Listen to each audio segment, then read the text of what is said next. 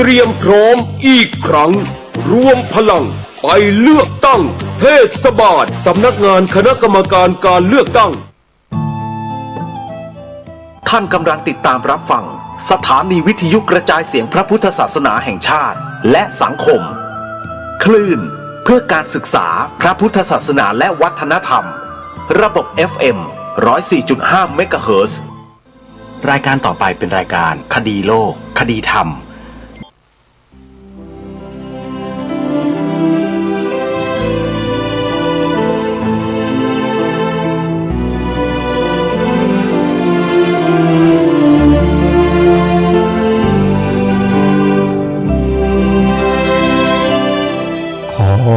กราบถวายความนอบน้อมแด่พระรัตนตรัยถวายความเคารพพระมหาเถระพระเถรานุเถระทุกท่านขอความสุขความเจริญในธรรมจงบังเกิดมีแด่ท่านสาธุชนที่กำลังติดตามรับฟังรายการจากสถานีวิทยุแห่งนี้ทุกท่านขอนำท่านผู้ฟังเข้าสู่รายการคดีโลกคดีธรรม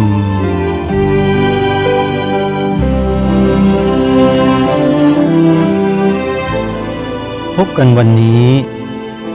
วันขึ้น2 ค่ำเดือน6วันนี้ตรงกับวันจันทร์ที่28 เมษายนพระพุทธศักราช 2568 รายการคดีโลกคดีธรรมมีให้ท่านผู้ฟังติดตามรับฟังกันเป็นประจำทุกวันทางสถานีวิทยุแห่งนี้ท่านสามารถดาวน์โหลดแอปพลิเคชันที่ชื่อว่าวิทยุพุทธศาสนาทั่วไทยเพื่อติดตามรับฟังรายการนี้ผ่านโทรศัพท์มือถือของท่านได้วันนี้ทางรายการขอนำเทปบันทึกรายการที่ผ่านมาแล้ว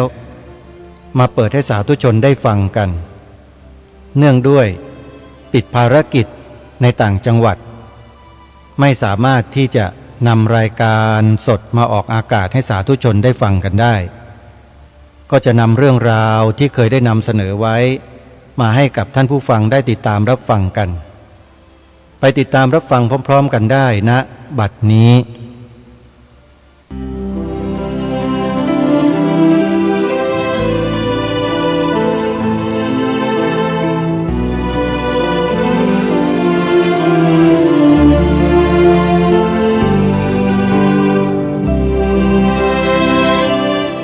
ขอกราบถวายความนอบน้อมแด่พระรัตนตรัยถวายความเคารพพระมหาเถระพระเถรานุเถระทุกท่านขอความสุขความเจริญในธรรมจงบังเกิดมีแด่ท่านสาธุชนที่กำลังติดตามรับฟังรายการจากสถานีวิทยุแห่งนี้ทุกท่านขอนำท่านผู้ฟังเข้าสู่รายการคดีโลกคดีธรรม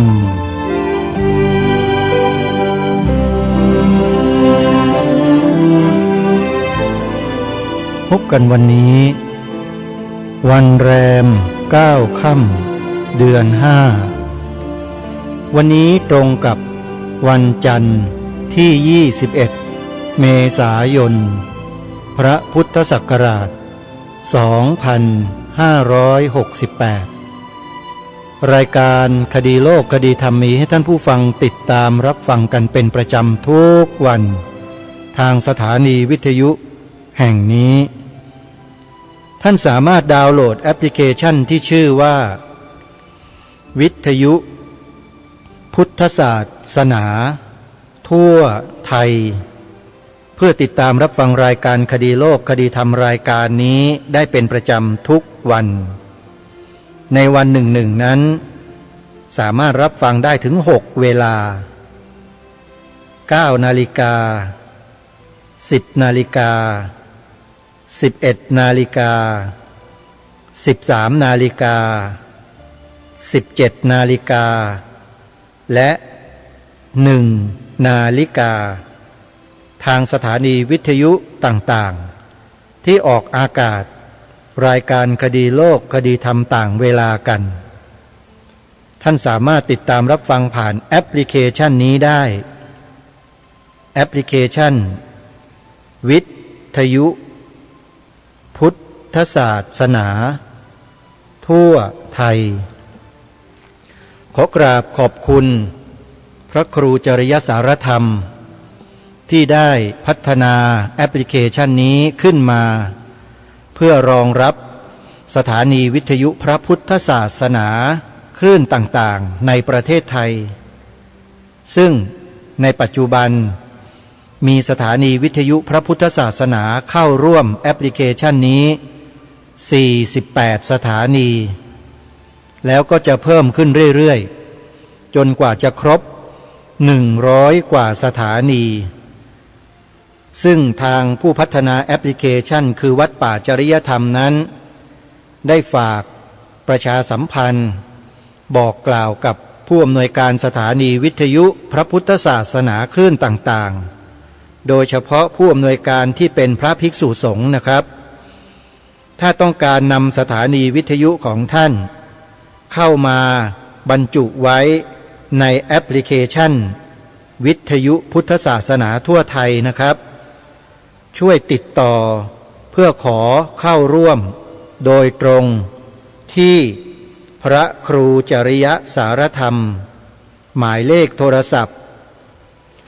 0833275700ที่เบอร์โทรศัพท์เบอร์นี้เลยนะครับรายละเอียดต่างๆเดี๋ยวทางเจ้าหน้าที่ฝ่ายเทคนิคก็จะได้ชี้แจงทำความเข้าใจในเบื้องต้นว่าท่านจะต้องเตรียมอะไรไว้บ้างแล้วจะต้องดำเนินการอย่างต่อเนื่องอย่างไรอินเทอร์เน็ตที่ท่านใช้อยู่นั้นมีขนาดเท่าไรแล้วอินเทอร์เน็ตดังกล่าวท่านจะเปลี่ยนไปใช้อย่างอื่นมันจะส่งผลกระทบต่อสถานีวิทยุท่านที่ใช้ระบบออนไลน์เข้าสู่ระบบแอปพลิเคชันนี้หรือไม่สิ่งเหล่านี้จะต้องทำการศึกษาเรียนรู้ในเบื้องต้นนะครับหลายสถานีนะครับเข้ามาสู่แพลตฟอร์มของแอปพลิเคชันแล้วเนี่ยก็ไปเปลี่ยนอินเทอร์เน็ตไปเปลี่ยนแบนด์วิดต์ใหม่ครับพอเปลี่ยนแบนด์วิดต์ใหม่ตัว URL ซึ่งเป็นรหัสโค้ดของอินเทอร์เน็ตเดิมมันก็หายไปด้วยพอ URL หายไปแล้วเสียงสถานีวิทยุทั้งหมดก็หายไปทั้งหมดเลยนะครับเพราะฉะนั้นต้องขอฝากในเบื้องต้นว่าถ้าเข้ามาสู่ระบบแอปพลิเคชันแล้วกรุณาให้รักษาระบบอินเทอร์เน็ตของเดิมนั้นไว้ให้ตลอดนะครับอย่าเปลี่ยนนะครับถ้าเปลี่ยนเมื่อไหร่มีปัญหาทันทีคือสถานีวิทยุท่านเสียงหายไปเลยนี่คือระบบเทคนิคที่ต้องทำความรู้ความเข้าใจในเบื้องต้นบางท่านไม่ทราบพอเข้ามาแล้วไปเปลี่ยนอินเทอร์เน็ตใหม่เรียบร้อยเลยครับเสียงของสถานีวิทยุนั้นหายไปหมดเลยไม่มีเสียงสักนิดเดียวนะครับอันนี้ต้องขอฝากไว้ด้วยย้ำอีกครั้งหนึ่งนะครับท่านผู้อำนวยการสถานีวิทยุพระพุทธศาสนาแห่งชาติและสถานีวิทยุพระพุทธศาสนาประจำจังหวัดต่างๆทั่วไทยทั่วประเทศถ้าต้องการจะมาเข้าสู่ระบบแอปพลิเคชันมาอยู่ด้วยกันนะครับเพื่อเผยแผ่ธรรมะและรายการต่างๆของสถานีวิทยุของท่านผ่านระบบออนไลน์ที่อยู่ในพื้นที่เดียวกันซึ่งสะดวกต่อการให้บริการต่อญาติโยมอย่างมากให้ติดต่อมาที่พระครูจริยสารธรรมเจ้าคณะอำเภอนาด้วงจังหวัดเลยเจ้าอาวาสวัดป่าจริยธรรมได้โดยตรงนะครับเบอร์โทรศัพท์ที่จะติดต่อเข้ามาก็คือ083327570 ที่เบอร์นี้เบอร์เดียวเลยครับกิจกรรมที่กำลังจะมีขึ้นในวันนี้21 เมษายนทางรายการได้ประกาศประชาสัมพันธ์บอกแจ้งกล่าวกับท่านผู้ฟังไปแล้วโดยเฉพาะญาติโยมชาวล้านนาทุกท่านท่านพระอภัยสารทะสังฆปาโมกข์สังฆราชาองค์แรกและเจ้าคณะจังหวัดเชียงใหม่องค์แรกของจังหวัดเชียงใหม่ของล้านนาท่านมีอายุครบ194 ปีท่านมรณภาพไปนานแล้วแต่ศิษยานุศิษย์จัดงานเพื่อเทิดทูนบูชาคุณท่านด้วยการส่งน้ำอัฐิธาตุและรูปหล่อเหมือนท่านที่วัดฝายหินตำบลสุเทพอำเภอเมืองจังหวัดเชียงใหม่ในเวลา 16 นาฬิกาของวันนี้4 โมงแรงหรือ4 โมงเย็นนะที่วัดฝายหินโยมญาติโยมสาธุชนทุกท่านท่านเจ้าคุณพระอภัยสารทะสังฆปาโมกข์สังฆราชาแห่งล้านนาองค์แรกของจังหวัดเชียงใหม่ของล้านนาท่านเป็นครูบาประจำวัดฝายหินมาตั้งแต่ต้นนะโยมชาวเชียงใหม่ควรจะให้ความเคารพให้ความเลื่อมใสศรัทธาให้ความกตัญญูรู้คุณของท่านที่พระพุทธศาสนาจากการที่ล้านนาตกเป็นเมืองขึ้นของพม่ารามันเมื่อหลายร้อยปีที่ผ่านมาทำให้การพระศาสนาเศร้าหมองลงไปเยอะแยะมากมายไปหมดท่านเจ้าคุณพระอภัยสารทะสังฆปาโมกข์ครูบาโสภาองค์นี้แหละท่านช่วยฟื้นฟูกิจการพระพุทธศาสนาของล้านนาขึ้นมาอย่างยิ่งใหญ่และเป็นที่เคารพของชาวล้านนามาตั้งแต่เริ่มต้นแต่คนในยุคของเรารุ่นนี้เนี่ยจะไม่ค่อยสนใจไม่ค่อยใส่ใจในองค์ท่านเราจะรู้จักแต่ครูบาศรีวิชัยครูบาศรีวิชัยครูบาศรีวิชัยท่านก็ยิ่งใหญ่ของล้านนาอยู่เหมือนกันแต่เป็นยุคหลังโยมแต่ว่าครูบาโสภาพระอภัยสารทะสังฆปาโมกข์รูปนี้นี่แหละที่ทำให้คณะสงฆ์ของล้านนายืนหยัดเข้มแข็งมาจนกระทั่งถึงยุคของครูบาศรีวิชัยท่านเป็นผู้ที่รวบรวมคณะสงฆ์ไพร่ฟ้าพุทธบริษัทของล้านนาเนี่ยให้มาร่วมด้วยช่วยกันสืบสารอายุพระพุทธศาสนาของล้านนาเอาไว้นะโยมนะครูบาโสภารูปนี้ท่านแตกฉานทั้งด้านปริยัติและด้านปฏิบัติทั้งสองส่วนเลยแล้วท่านก็ต่อสู้เพื่อคณะสงฆ์ล้านนามาโดยตลอดเราจะดูได้จากประวัติของท่านที่ท่านต่อสู้กับมหาปิงในยุคนั้นน่ะอาตมาภาพจะไม่พูดเยอะนะโยม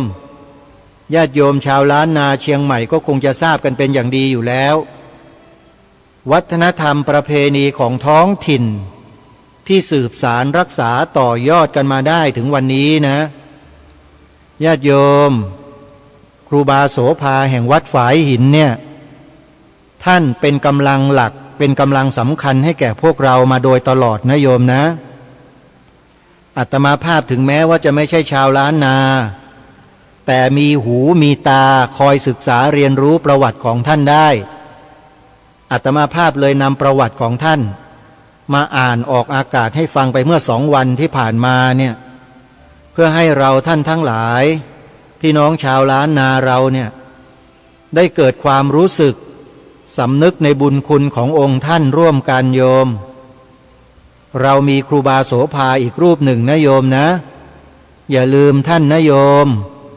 วันนี้ถ้ามาได้ขอให้มาวัดฝายหินกันนะโยมนะครูบาอาจารย์มีท่านอาจารย์พระครูสมุวิสุวัตวรกิจโจ เจ้าอาวาสวัดฝายหินรูปปัจจุบันคอยต้อนรับบรรดาญาติโยมอยู่ที่วัดฝายหินแห่งนี้ตอน4 โมงเย็นเนี่ยจะมีพิธีส่งน้ำอัฐิและรูปหล่อเหมือนขององค์ครูบาโสภาร่วมกันปีหนึ่งมีครั้งเดียวญาติโยมทุกวันที่21 เมษายนของทุกปีโยมปีหนึ่งมีครั้งเดียวขอให้มาร่วมกันนะโยมแม่จันทิพย์บอกสายบุญทุกคนโทรศัพท์บอกเลยเอามาวัดฝายหินกันเนอะต่อไปก็จะได้ดองกันญาติธรรมวัดฝายหินญาติธรรมอำเภอเมืองญาติธรรมอำเภอดอยหล่อญาติธรรมอำเภอสารพีญาติธรรมอำเภอดอยสะเก็ดญาติธรรมอำเภอต่างๆมารวมกันนะโยมนะครูบาโสภามีพระคุณต่อชาวล้านนามากหลายแต่เราไม่ค่อยจะรู้กันวันนี้รายการคดีโลกคดีธรรมขอเป็นปากเสียงแทนครูบาโสภาและศิษยานุศิษย์ของท่านโดยเฉพาะคณะสงฆ์ของวัดฝายหินให้พวกเราได้รู้จักท่านกันนะโยมนะวันนี้จะมีข้อมูลประวัติความเป็นมาขององค์ท่านอีกมุมหนึ่งซึ่งมีผู้นำเสนออยู่ในโลกโซเชียลเน็ตเวิร์กแล้วเป็นเว็บไซต์ที่มีชื่อเสียงเป็นที่รู้จักกันอย่างกว้างขวางเลยนั่นก็คือเว็บไซต์ศิลปะวัฒนธรรมญาติโยมนะใครที่จะเข้าไปดูเข้าไปอ่านด้วยตนเองก็สามารถพิมพ์เข้าไปใน Google ได้เลยพิมพ์คำว่าครูบาโสภาศิลปะวัฒนธรรมแค่นี้ก็น่าจะเจอเว็บไซต์แล้วล่ะญาติโยม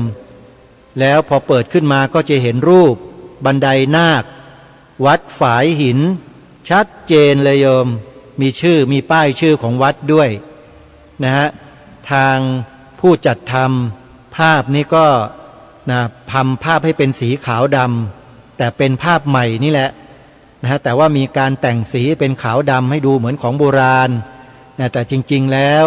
ก็เป็นภาพในปัจจุบันมีชื่อวัดฝายหินชัดเจนเลยโยมเข้าไปอ่านกันดูนะ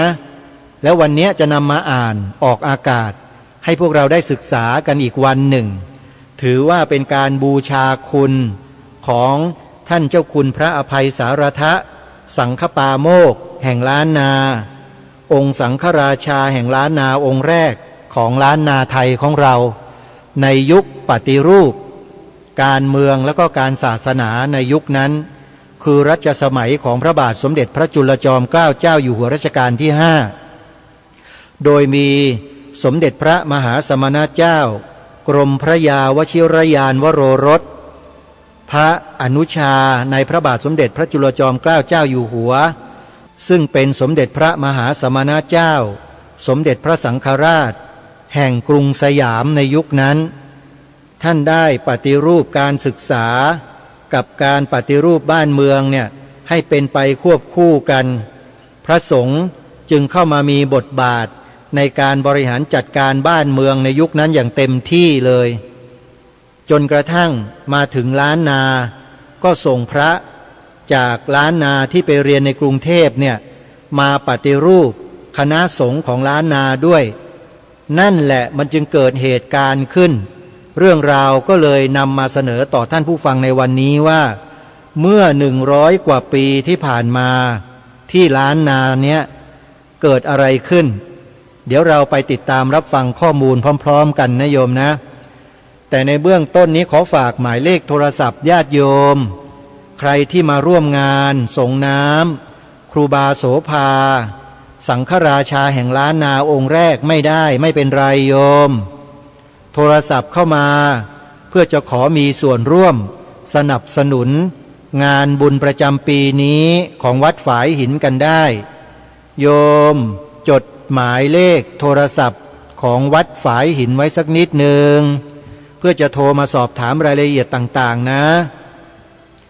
0 8 7 9 โ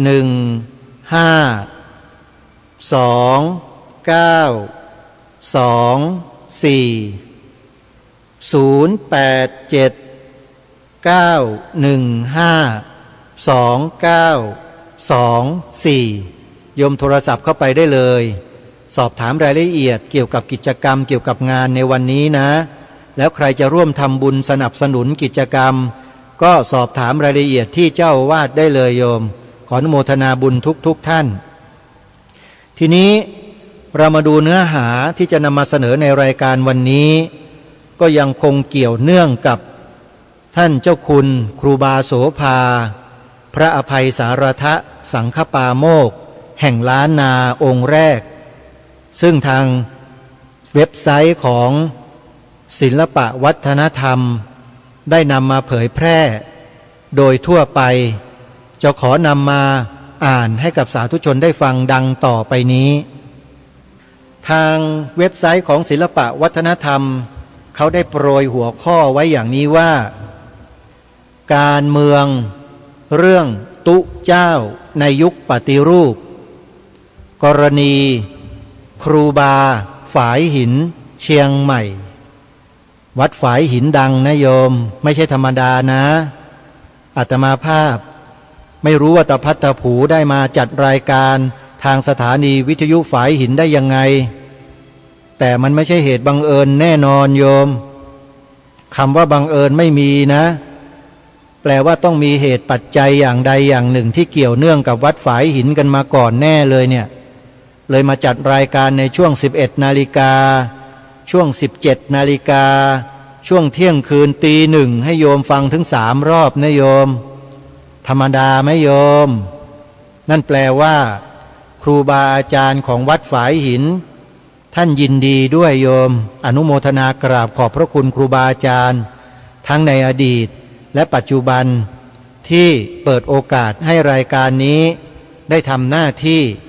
แล้วจะขอเป็นกระบอกเสียงแทนครูบาโสภา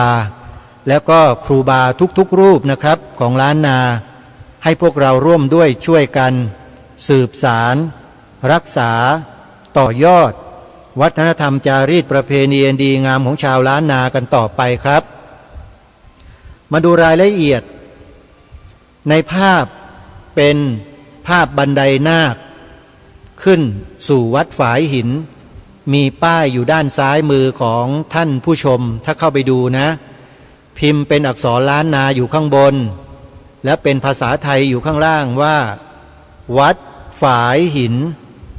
แล้วก็มีตัวอักษรกำกับไว้ที่ใต้ภาพอย่างนี้ว่าวัดฝายหินเมืองเชียงใหม่ที่ท่านครูบาโสภาหรือครูบาฝายหินพำนักอยู่แล้วทางบรรณาธิการก็ได้เริ่มลงรายละเอียดของเนื้อหาดังต่อไปนี้การเมืองของสงฆ์เริ่มมีบทบาทอย่างจริงจังในสมัยรัชกาลที่5โดยเฉพาะช่วงปฏิรูประบบบริหารราชการแผ่นดินขณะที่ฝ่ายอาณาจักรอยู่ภายใต้การกำกับดูแลของพระองค์และสมเด็จกรมพระยาดำรงราชานุภาพฝ่ายพุทธจักรนั้นอยู่ภายใต้การควบคุมดูแลของสมเด็จพระมหาสมณเจ้ากรมพระยาวชิรยานวโรรสอันมีแนวทางการปฏิรูปศาสนาไปในแนวทางการปฏิรูประบบเทสาภิบาลหากผลของการปฏิรูปในวงการสงฆ์นั้นทำให้เกิดผลกระทบกับคณะสงฆ์ในภูมิภาคหลายพื้นที่ดังเช่นกรณีของครูบาโสภาแห่งวัดฝายหินเมืองเชียงใหม่ที่ประทีปฉายสีเขียนไว้ในการเมืองเรื่องตุเจ้าในเวียงพิงเจียงใหม่ในยุคปฏิรูปกรณีครูบาโสภาแห่งวัดฝายหินเรื่องนี้ได้ถูกลงไว้ในนิตยสารศิลปะวัฒนธรรมเมื่อเดือนกันยายนพระพุทธศักราช 2551 ดังนี้ประเด็นสำคัญของการปฏิรูปในช่วงระยะเวลาดังกล่าวนี้เองเป็นจุดเปลี่ยนที่สำคัญของทางด้านการเมืองและการศาสนา กล่าวคือ ด้านการศาสนาได้ถูกผนวกเข้าสู่ส่วนกลางโดยยึดแม่แบบคณะสงฆ์กรุงเทพเป็นหลักการมีโครงสร้างลดหลั่นแบบราชการการนำระบบโรงเรียนมาใช้ในการจัดการศึกษาที่อาศัยการถ่ายทอดแบบเดียวกันและมีเวลาเรียนที่แน่นอนย่อมเป็นสิ่งที่แสดงให้เห็นถึงการให้ความสำคัญกับการรู้หนังสือมีคุณค่ากว่าการเรียนรู้จากการฟังหรือมุขปาฐะการปฏิรูปในครั้งนี้ไม่ได้นำเฉพาะแบบแผนการปกครองเข้าไปเพียงอย่างเดียวเท่านั้นยังนำอิทธิพลจากส่วนกลางไปถึงท้องถิ่นต่างๆให้ทั่วถึงที่สุดโดยที่พุทธศาสนามีสถานะเป็นพุทธแบบทางการให้เข้าไปพร้อมกันด้วยมิได้ต่างอะไรจากบทบาทของคณะมิตรชันนรีที่เห็นได้เด่นชัดก็คือกระบวนการผลิตซ้ำทางด้านอุดมการณ์โดยการจัดตั้งสถาบันการศึกษา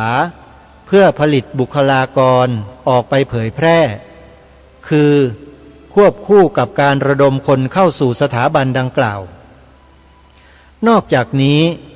พระในเขตหัวเมืองหรือปริมณฑล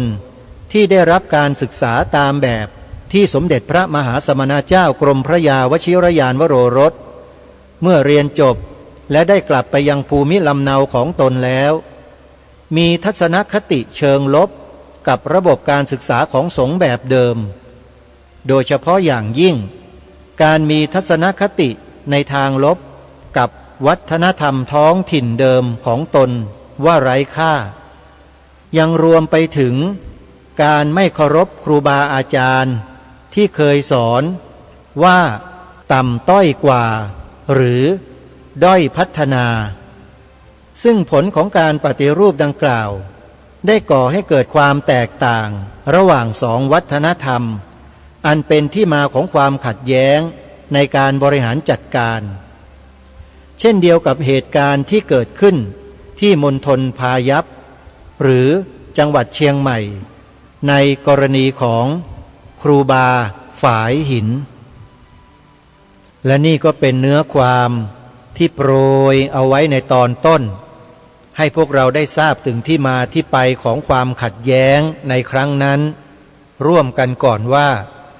เกิดจากการปฏิรูปการเมืองและการศาสนาโดยส่วนกลางโยมเรื่องนี้ผ่านไปแล้วนะที่นำมาเสนอวันนี้ขอท่านผู้ฟังทั้งหลายได้โปรดทราบว่านำมาเสนอเพื่อเป็นกรณีศึกษาร่วมกันอย่าไปติดอกติดใจอะไรนะขอฝากไว้นะญาติโยมมันผ่านไปหมดแล้วแต่ที่นำมาเสนอเนี่ยเพื่อให้เรามาศึกษาเรียนรู้เรื่องราวในอดีตร่วมกันว่าที่มาที่ไปนั้นมันเป็นมาอย่างไรแล้วมันจะจบลงได้ด้วยดีอย่างไรทุกอย่างจบลงด้วยดีหมดแล้วนะโยมแต่เรามาศึกษาเรียนรู้ย้อนหลังกันไปสักนิดหนึ่งเท่านั้นเองทีนี้มาดูเนื้อความต่อไปที่นิตยสารศิลปะวัฒนธรรมเขาได้นำเสนอให้พวกเราได้รู้ในรายละเอียดดังนี้ภูมิหลังนครพิงค์เชียงใหม่หรือมณฑลพายัพในขณะนั้นยังเป็นหัวเมืองอิสระหรือประเทศราชที่มีเจ้าหลวงเสมือนเป็นเจ้ามหาชีวิตเป็นผู้มีอำนาจสูงสุดเมื่อมีการปฏิรูปคณะสงฆ์จากส่วนกลางได้ส่งผลกระทบต่อบรรดาหัวเมืองต่างๆโดยทั่วหน้ากันโดยที่วัดธรรมยุทธในหัวเมืองมีบทบาทในการเป็นศูนย์กลางการจัดการศึกษาและปฏิรูปคณะสงฆ์ไม่เว้นเชกเช่นมณฑลพายัพโดยทางส่วนกลางได้มอบหมายให้พระณพิสีพิสารคุณหรือชาวบ้านทั่วไปรู้จักท่านในนามว่ามหาปิ่งเป็นตัวแทนในการวางระเบียบคณะสงฆ์ให้กับมณฑลพายัพอันเป็นบ้านเกิดเมืองนอนของท่านโดยท่านมีภูมิลำเนาเป็นชาวบ้านลวงเหนืออำเภอดอยสะเก็ดแห่งเวียงพิงเชียงใหม่ ท่านได้ศึกษาพระธรรมวินัยตั้งแต่บวชเป็นสามเณรที่สำนักวัดหัวช่วงเมืองเชียงใหม่และได้รับการศึกษาสูงสุดถึงขั้นปรริญญาธรรม5 ประโยคและเป็นศิษย์ของสมเด็จพระมหาสมณเจ้ากรมพระยาวชิรยานวโรรสซึ่งถือได้ว่าเป็นวิธีการที่ถูกต้องที่ใช้ยุทธศาสตร์ที่เห็นว่าจะไม่มีใครรู้ดีเท่ากับคนพื้นถิ่นเดียวกันเพื่อที่จะก่อให้เกิดความเรียบร้อยและบรรลุเป้าหมายคณะสงฆ์ในเชียงใหม่ขณะนั้นเป็นพระในสังกัดมหานิกายเป็นส่วนมากโดยมีท่านพระครูบาโสภาหรือครูบาฝายหินเป็นประธานสังฆราชาแห่งมณฑลหรือสมัยนั้นเรียกว่า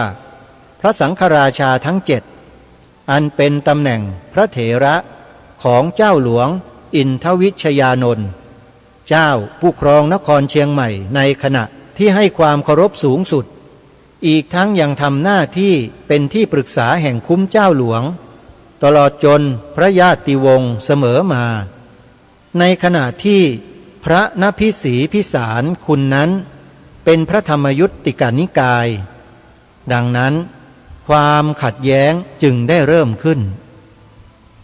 ช่วงต่อไปนี้เป็นเรื่องราวที่เริ่มก่อตัวขึ้นตั้งแต่ขั้นต้นเริ่มอย่างไรท่ามกลางเป็นอย่างไรแล้วลงท้ายสุดจะเป็นอย่างไรเดี๋ยวเรามาฟังพร้อมๆกันการปฏิรูปนำไปสู่ความขัดแย้ง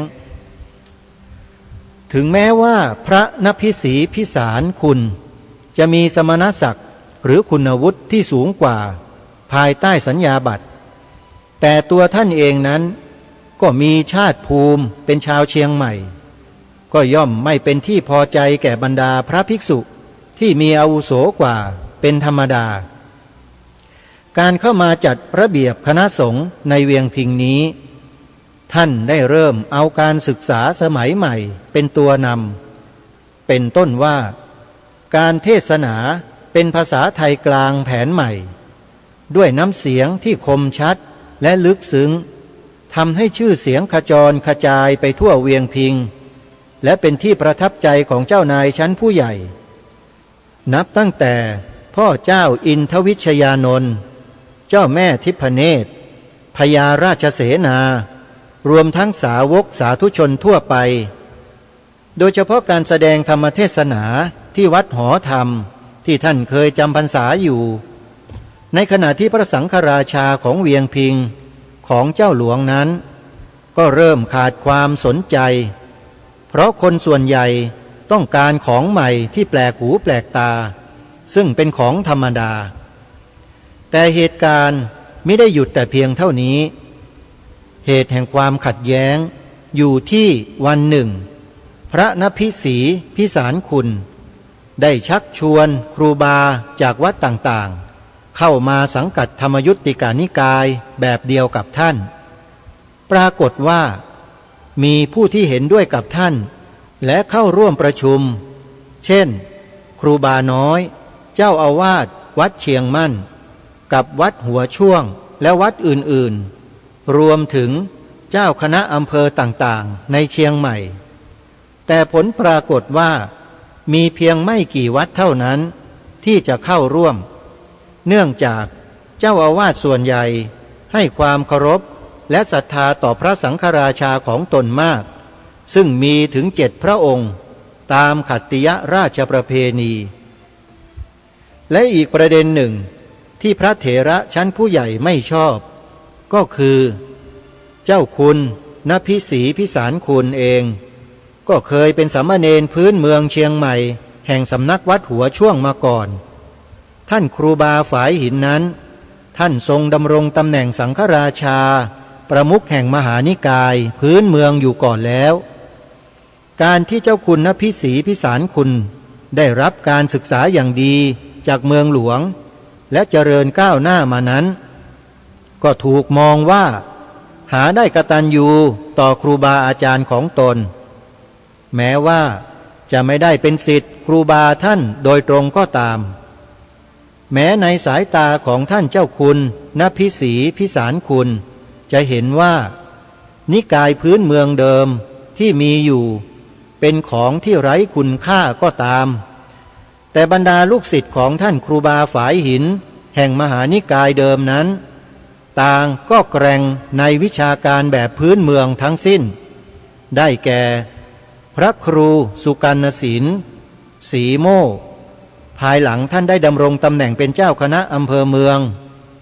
พระโพธิรังสีเจ้าคณะจังหวัดเชียงใหม่องค์ที่5พระครูยานรังสีอุทธาแห่งวัดทุงยูภายหลังท่านได้เป็นพระอภัยสารทะเจ้าคณะจังหวัดเชียงใหม่องค์ที่4และท่านพระคัมภีรธรรมอินทจักรก้อนแก้วภายหลังได้รับสมณศักดิ์เป็นพระอภัยสารทะเจ้าคณะจังหวัดเชียงใหม่องค์ที่3ซึ่งท่านเหล่านี้ต่างก็หนุ่มแน่นและทรงภูมิเช่นเดียวกับมหาปิงจึงไม่เข้าร่วมประชุมกับมหาปิงและไม่ได้ปรากฏตัวที่วัดหอธรรมตามที่ได้นัดไว้เลยเมื่อส่วนกลางปะทะมณฑลเรื่องราวต่อไปนี้ท่านผู้ฟังเป็นเรื่องราวที่ได้กระเซ็นกระสายไปสู่ส่วนกลางแล้วคือกรุงเทพมหานครแล้วจะมีการปะทะกันอย่างไรลองมาฟังกันดูนะฮะการที่เจ้าคุณณพิสีพิสารคุณได้เชิญพระเถระผู้ใหญ่ไปประชุมกันที่วัดหอธรรมแต่ปรากฏว่าไม่มีพระภิกษุอาวุโสองค์ใดเข้าร่วมหรือปรากฏตัวที่วัดหอธรรมเลยเหมือนว่าท่านเจ้าคุณณพิสีพิสารคุณถูกตบหน้าอย่างแรงนั่นเองท่านเจ้าคุณตอบโต้โดยการทำหนังสือร้องเรียนไปยังสมเด็จพระมหาสมณเจ้ากรมพระยาวชิรยานวโรรสที่กรุงเทพโดยบอกว่าครูบาอุ่นเรือนโสพโนเจ้าอาวาสวัดฝายหินตำบลสุเทพอำเภอเมืองเชียงใหม่เป็นผู้ยุยงส่งเสริมความกระด้างกระเดืองไม่ยอมร่วมมือในการวางระเบียบการปกครองคณะสงฆ์แผนใหม่ตามที่พระองค์มีพระบัญชาไปด้วยเหตุนี้จึงเป็นเหตุให้กรมสังฆการีในสมัยนั้นได้กราบอาราธนาครูบาฝายหินอุ่นเรือนโสพโนไปชี้แจงข้อกล่าวหาที่กรุงเทพทีนี้ท่านผู้ฟังฮะครูบาโสภาได้ถูกสังฆการีทำหนังสืออาราธนานิมนต์เข้ากรุงเทพเพื่อมาชี้แจงโยมในยุคนั้นเป็นยุคสมัยรัชกาลที่5นะโยมนะญาติโยมลองนึกลองคิดดูทีว่าการเดินทางจากเชียงใหม่มากรุงเทพเนี่ยมันสนุกแค่ไหนโยมไม่ได้สนุกเลยฮะลำบากลำบนมากแต่ครูบาก็ต้องมาทีนี้ลองมาดูที่ว่าความต่อไปนี้ที่ครูบาโสภาจะเดินทางเข้าสู่เมืองหลวงเนี่ยจะมีเหตุการณ์อะไรเกิดขึ้นบ้างขอไปปะกับเจ้าน้อยเหียงกำเตอะอันนี้เป็นภาษาล้านนานะอาตมาก็ออกสำเนียงถูกหรือเปล่าก็ไม่ทราบญาติโยมให้อภัยอาตมาด้วยนะเขามีคำแปลไว้ในวงเล็บบอกว่าขอได้ไปพบเจ้าน้อยเสียทีเถิดขอไปปะกับเจ้าน้อยเหียกำเตอะข่าวการที่ครูบาฝายหินถูกตั้งข้อหาได้แพร่สะพัดในวงการคณะสงฆ์เชียงใหม่เป็นอย่างมากต่างวิพากษ์วิจารณ์กันไปต่างๆนานาแต่สำหรับครูบาฝายหินแล้วท่านหาได้หวั่นไหวไม่แม้แต่แม่เจ้าทิพเนตรชายาของเจ้าอินทวโรรสได้แนะนำให้ท่านเขียนหนังสือตอบโต้ไปแทนการเดินทางไปกรุงเทพด้วยตัวท่านเองเนื่องจากขณะนั้นท่านอายุมากแล้วคือ73 ปีเกรงว่าท่านจะเจ็บป่วยระหว่างการเดินทางแต่ท่านได้กล่าวกับแม่เจ้าทิพยเนตรชายาของเจ้าหลวงว่าอาตมาอยู่ที่ไหนถ้าตึกตี้ตายหัวก่ออยู่ตัดฟ้าอย่างเดียวกันขอฮื้อได้ไปปะกับเจ้าน้อยเหียกำเตอะความแปลท่านแปลว่าอาตมาอยู่ที่ไหนถ้าถึงเวลาที่จะตายแล้ว หัวก็อยู่ตรงฟ้าเหมือนกันขอให้ได้ลงไปเฝ้าเจ้าน้อยเสียทีเถิด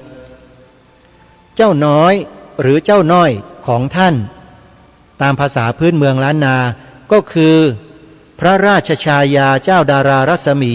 ในรัชกาลที่5การเดินทางในครั้งนี้ท่านได้เดินทางโดยเรือล่องแก่งแม่ปิงโดยมีพระผู้ใกล้ชิดคอยอุปถาก5 รูปคือท่านครูบาคันธาเจ้าอาวาสวัดพระเชตุพนซึ่งมีศักดิ์เป็นน้องของท่าน 2. ครูบาอินทจักรก้อนแก้วเจ้าอาวาสวัดเชตวัน 3. พระครูศรีโม่เจ้าอาวาสวัดศรีดอนชัย 4. ครูบาพระประหลัดคำขาวเจ้าอาวาสวัดฝายหินองค์ต่อมาและ 5. ครูบาพระประหลัดปัญญาเจ้าอาวาสวัดสันป่าขุยตำบลสันปูเลยอำเภอดอยสะเก็ดและคณะผู้ติดตามอีกหลายท่านเมื่อท่านได้เดินทางถึงเมืองหลวงแล้วจุดหมายของท่านคือการได้พบเจ้าน้อยที่ท่านอยากพบก็บรรลุสมดังประสงค์โดยที่พระราชชายาเจ้าดารารัศมีได้ทรงทราบการเดินทางของท่านและพระองค์ก็ได้ไปเฝ้าครูบายังที่พำนักคือตำหนักวัดเบญจมบพิตรท่านครูบาได้กราบทูลเรื่องราวความยุ่งยากต่างๆที่เกิดขึ้นจากการวางระเบียบคณะสงฆ์ที่ดำเนินการโดยเจ้าคุณนพิสีพิสารคุณอีกทั้งได้ดูหมิ่นสงฆ์มหานิกายว่าหย่อนยานพระธรรมวินัยและขาดระเบียบวินัยนานับประการอีกทั้งไม่เคารพนับถือตัวท่านในฐานะที่เป็นประมุขฝ่ายสงฆ์ฝ่ายเหนือที่ได้รับแต่งตั้งจากเจ้ามาก่อนที่มหาปิงจะมาศึกษาเล่าเรียนจะได้มหาปรริญญาเสียอีกนอกจากท่านครูบาแล้วพระเถระที่ได้ติดตามมาอุปถากครูบาระหว่างการเดินทางต่างกราบทูลให้พระราชชายาเจ้าดารารัศมีทราบถึงความยุ่งยากต่างๆที่เกิดขึ้นพร้อมกันนั้นได้ขอร้องให้พระองค์ทรงนำความกราบบังคมทูลพระกรุณาให้องค์พระบาทสมเด็จพระพุทธเจ้าหลวงทรงทราบด้วยเถิดพระราชชายาเจ้าดารารัศมีได้นำเรื่องการปฏิรูปคณะสงฆ์เวียงพิงที่วุ่นวายนี้ขึ้นกราบบังคมทูลองค์พระบาทสมเด็จพระพุทธเจ้าหลวงตามที่ท่านครูบาได้ร้องขออีกทั้งต้องพระประสงค์ของพระราชชายาเจ้าดารารัศมีเองด้วยที่ไม่อยากเห็นบ้านเกิดเมืองนอนของพระองค์ต้องเดือดร้อนวุ่นวายโดยเฉพาะเรื่องของคณะสงฆ์เวียงพิงอันเป็นที่เคารพสักการะอย่างสูงมาตั้งแต่โบราณกาลซึ่งเมื่อหลังจากที่พระราชชายาเจ้าดารารัศมีได้นำความขึ้นกราบบังคมทูลแล้วองค์พระบาทสมเด็จพระจุลจอมเกล้าเจ้าอยู่หัวรัชกาลที่5ได้ทรงพระกรุณาโปรดเกล้าโปรดกระหม่อมให้ครูบาฝายหินและคณะผู้ติดตามเข้าเฝ้าณพระบรมมหาราชวังซึ่งท่านครูบาได้เล่าให้ศิษยานุศิษย์ของท่านฟังหลังจากที่ท่านกลับสู่เวียงพิงเชียงใหม่แล้วว่าก่อนในหลวงเปิ้นหันอัตมากำลังจะขึ้นขั้นใดไปเฝ้าเปิ้นที่วังเต้าอั้นเปิ้นก็ฟั่งลงจูงมืออัตมาขึ้นไปตางบนบ่อไปแผ่วตางบนแล้วก่อเข้ามาโอบกอดอัตมาเหมือนเปิ้นเปิงอกเปิงใจเจ้นล้ำตี้ได้ปะความแปลก็คือว่าเมื่อพระองค์ทรงเห็นอาตมากำลังขึ้นไปเข้าเฝ้าพระองค์ที่วังของพระองค์เท่านั้นพระองค์ทรงรีบลงมาหาอาตมาและจูงมือขึ้นบนพระราชฐานและเมื่อถึงข้างบนแล้วพระองค์ยังได้ทรงโอบกอดอาตมาเพื่อแสดงความปราบปลื้มยินดียิ่งนักที่ได้เห็นหน้าอาตมานอกจากนี้พระองค์ยังได้มีพระราชดำรัสอีกว่าได้เห็นหน้าครูบาเชียงใหม่หัวไม่ถึงฟ้า เหลืออีก2 นิ้วเท่านั้นดีใจเหลือเกินที่ได้พบในครั้งนี้จะขึ้นเชียงใหม่สักครั้งก็ไม่ถึงจะได้กราบไหว้บ้างเป็นบุญมากที่ได้มาให้กราบไหว้ถึงเมืองหลวงเมื่อพระองค์ทรงไต่ถามเรื่องราวต่างๆจนเป็นที่พอพระราชหฤทัยแล้วจึงได้ไต่ถามถึงเรื่องราวต่างๆที่เกิดขึ้นตามที่พระราชชายาเจ้าดารารัศมีได้กราบบังคมทูลก่อนหน้านี้โดยเฉพาะอย่างยิ่งเรื่องความเป็นมาของการแต่งตั้งพระสังฆราชาทั้ง7ของเจ้าหลวงอินทวิชยานนท์ที่ชาวเวียงพิงเชียงใหม่ยังให้ความเคารพอย่างมากอีกทั้งยังไม่มีการยุบหรือแต่งตั้งใหม่โดยมีท่านครูบาฝายหินเป็นประมุขสังฆราชาอยู่ด้วยพระองค์ทรงเห็นว่าการที่ส่วนกลางเข้าไปดำเนินการเปลี่ยนแปลงระบบโดยทันทีโดยไม่มีสาเหตุดังที่ว่านี้ย่อมไม่เป็นการสมควรกระทำอย่างยิ่งซึ่ง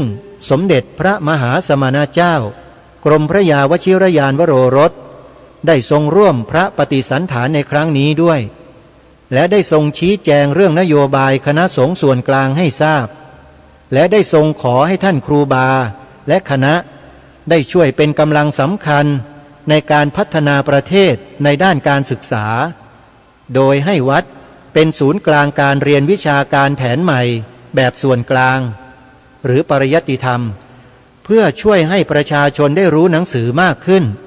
เพื่อสอดคล้องกับการปฏิรูประบบบริหารราชการแผ่นดินให้มีความเป็นอารยะดังเช่นประเทศตะวันตกซึ่งท่านครูบาและคณะก็กราบบังคมทูลว่าจะดำเนินการให้ดีที่สุดเท่าที่จะสามารถกระทำได้เมื่อมีความเข้าใจตรงกันแล้วองค์พระบาทสมเด็จพระจุลจอมเกล้าเจ้าอยู่หัวได้มีพระราชดำรัสย้ำว่าหวังใจว่าครูบาเชียงใหม่คงจะช่วยด้วยความเต็มใจและขอแสดงความเคารพต่อการแต่งตั้งของพระเจ้าอินทวิชยานนท์เจ้าหลวงเชียงใหม่และขอให้ท่านเป็นเจ้าคณะสงฆ์เชียงใหม่ต่อไปเถิดเรื่องราวมาถึงตรงนี้ญาติโยมเวลาของรายการหมดซะแล้วยังมีความอีกนิดหนึ่งนะโยมพรุ่งนี้เดี๋ยวจะมาอ่านต่อแล้วกันนะวันนี้ก็คงจะจบแต่เพียงเท่านี้ก่อนสรุปความสั้นๆอย่างนี้โยมแปลว่าการปฏิรูปคณะสงฆ์ที่ล้านนาครั้งนั้นเนี่ยองค์พระบาทสมเด็จพระจุลจอมเกล้าเจ้าอยู่หัวพระองค์ทรงเห็นว่าการที่ส่วนกลางเข้าไปดำเนินการเปลี่ยนแปลงระบบโดยทันทีโดยไม่มีสาเหตุดังที่ว่านี้ย่อมไม่เป็นการสมควรกระทำอย่างยิ่งสาธุชนครูบาโสภาที่ทางรายการได้ประกาศเชิญชวนญาติโยมชาวล้านนาไปร่วมกันแสดงออกถึงความเคารพเทิดทูนบูชาคุณของท่านเนี่ยเมื่อโยมฟังเนื้อหาตรงนี้แล้วเนี่ยญาติโยมชาวเชียงใหม่โยมจะนั่งนิ่งเฉยกันอยู่ต่อไปได้หรือโยมเห็นหรือยังว่าความกล้าหาญความเด็ดเดี่ยวของครูบาโสภาองค์สังฆราชาแห่งล้านนาของญาติโยมท่านมีหัวใจเด็ดเดี่ยวแค่ไหนแล้วโยมเห็นไหมว่าองค์พระบาทสมเด็จพระจุลจอมเกล้าเจ้าอยู่หัวรัชกาลที่5พระองค์ผู้ทรงพระคุณอันประเสริฐทรงไม่ได้ตำหนิครูบาโสภาเลยแม้แต่นิดเดียวแถมพระองค์ก็ยังทรงพระราชทานกำลังใจให้กับครูบาโสภากลับไปปกครองสงฆ์ตามตำแหน่งสังฆราชาเหมือนเดิมโยมเห็นชัดเจนแล้วใช่หรือไม่ท่านผู้ฟังญาติโยมชาวล้านนาทุกท่านทุกคนที่ติดตามรับฟังรายการครับผมเชื่อว่าผลกระทบในยุคนั้นเนี่ยไม่ใช่มีแต่ทิศพายัพไม่ใช่เฉพาะล้านนาอย่างเดียวครับกระทบกันไปทั่วไปหมดเลยครับท่านแม้แต่วัดมหาธาตุยุวราชรังสฤษฎ์ที่เป็นต้นตำรับการศึกษาพระบาลีมาแต่โบราณเนี่ย ก็ยังได้รับผลกระทบเลย แต่ยังไม่ขอนำมาเล่าตอนนี้นะอาตมาภาพมีข้อมูลบางอย่าง แต่ไม่ขอเปิดเผยใครต้องการรู้ต้องคุยเป็นการส่วนตัววันนี้เวลาหมดเวลาไว้พบกับเนื้อหาในวันพรุ่งนี้อีกเล็กน้อยแล้วก็จะจบเรื่องนี้แล้วโยมอย่าลืมนะ4 โมงเย็นวันนี้ไปส่งน้ำอัฐิธาตุและรูปหล่อเหมือนครูบาโสภาที่วัดฝายหินตำบลสุเทพอำเภอเมืองจังหวัดเชียงใหม่อนุโมทนาบุญทุกท่านวันนี้เวลาของรายการหมดลงแล้วต้องขอสมมติยุติไว้แต่เพียงเท่านี้พบกับรายการได้ใหม่ในวันต่อไปขอความสุขความสวัสดีในธรรมแห่งองค์สมเด็จพระบรมศาสดาสัมมาสัมพุทธเจ้าจงปรากฏเกิดมีขึ้นในจิตใจของท่านผู้ฟังทุก